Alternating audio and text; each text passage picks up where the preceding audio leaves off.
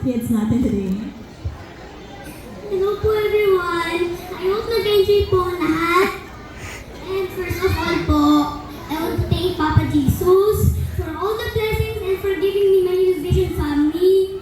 And I want to thank po Sir Ricky and Sir Raymond and Mommy Tess for your love and support. And for this recognition po, dati po, din ko lang po makatanggap ng ganitong reward. Pero dream come true na po ako.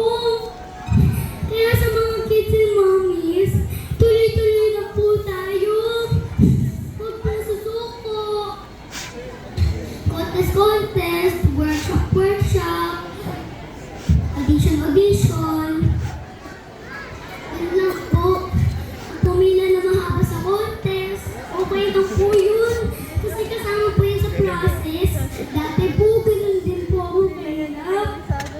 Kaya ingat lang lagi, laban lang. Thank you for your support. Thank you so much, Baby Riley. And there we have Mommy Tess. Napaiyak pa po tuloy natin sa Baby Riley na. And there we have tissue. Ayan. And she's awarded by Miss Tess. And she's receiving Child One of the Philippines. And of course,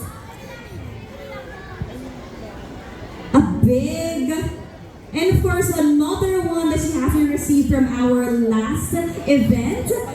Yes, being the best child performer for Muji Gay. So congratulations!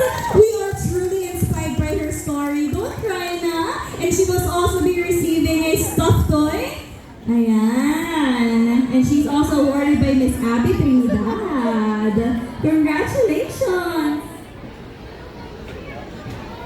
Alright! Everybody once again, rise, Sophie!